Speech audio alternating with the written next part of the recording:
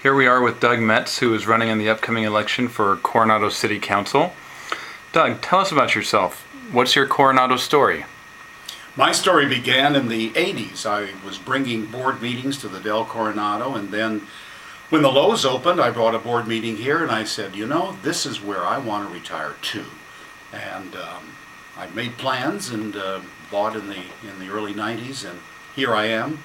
It was a slow journey, but a final journey, and I'm very happy that I made it here in Coronado.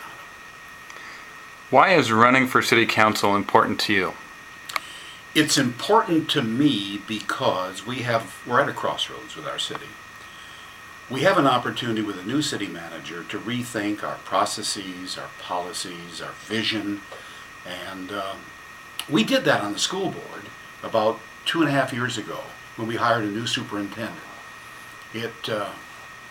It led to us doing new things like reaching out more to people, updating our strategic plan, reformulating our financial plan, making it longer range, and introducing more technology into our schools.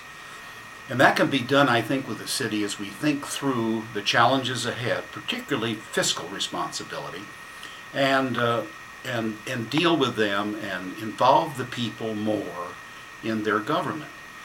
We need to have an update of our strategic plan. This is 19 years old. It's outdated. And unless we do that, we're going to not have the guideposts and the priorities that we need so that our vision for the future is clear. And what qualifies you to be on City Council? Unusually, our school district and city boundaries are the same. So I have served the same constituency in a different capacity for 6 years. And during that period of time, I've tried to be as collaborative, listen to people, provide leadership where it's more important what the results are rather than personal accomplishment.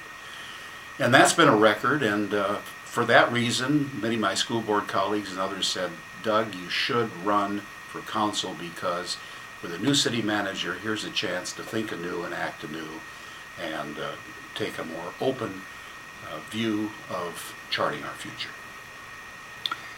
What are the top 3 issues that Coronado faces today, and how will you work at solving them?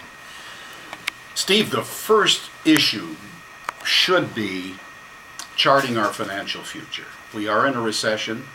The desire of the state to encroach on municipal budgets will continue.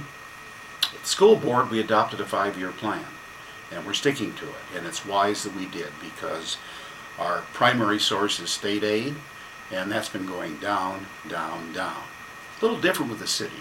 We have ample reserves, but we don't have a policy regarding the use of those reserves to cover our deficits. We've seen a dip in sales tax, in transit occupancy tax, barely avoiding a reduction in terms of property tax income. But on the horizon, we see millions of dollars of new obligation for pensions because of the lack of investment performance by the state public employees pension plan. And we've got a plan for this. And we need a multi-year plan. We have some projections, but we need to bring it all together. And before we start taxing more, let's talk about more efficiency in government and, first of all, know where we're going before we start spending. The question is, do we cover our deficit with reserves or not?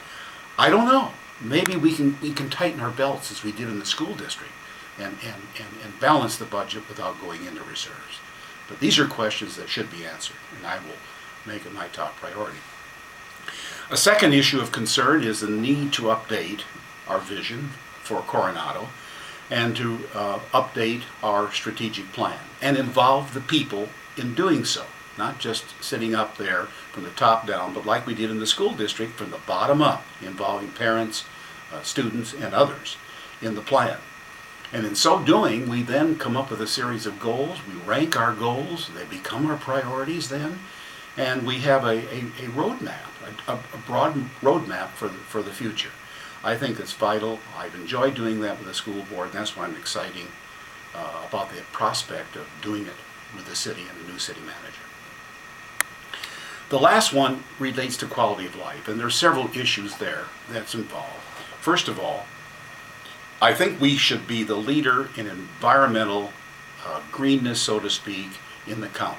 We have the ability to be number one in solar, number one in perhaps recycled water, saving in water costs, saving in lighting costs. At the school board, we put in all new lighting with all of our buildings, and we are accruing savings of $80,000 a year on utility bills, plus we had enough left over to air condition one of our rooms, buildings that is the poorest in terms of air circulation, the 500 building.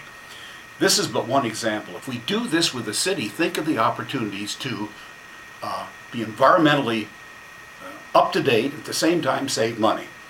Quality of life involves looking at why we're not accelerating the undergrounding of these ugly utilities that are still around, wires around town. I think we've got to look at that. There are opportunities to preserve our open space. I believe in strict code enforcement, keeping density as low as possible, and in preserving the historic nature of our community, its many houses, and that leads to quality of life. And if you do all these things, it adds value. So whenever I think of community development, I'll ask one question, bottom line. Does it add value? And certainly undergrounding wood, being proud of a city that is environmentally a leader, I think does add value to being a resident of Coronado. What do you want the voters to remember about you when they go to cast their vote in the upcoming election? Well, having served them 6 years, the same constituency that I'm asking to support me for another job, this time with the council, is to just simply look at my record and ask, has Doug been honest? Has he been transparent? Has he reached out to people? Has he tried to be collaborative and work well as a team player with his school board? If these are qualities, and is he civil? And if these are qualities that the people of Coronado want to see carried forward in their city government, then I would ask them to give me their support. Well, thank you very much for talking with eCoronado.com, and good luck in the upcoming election. Thank you, Steve, for this public service.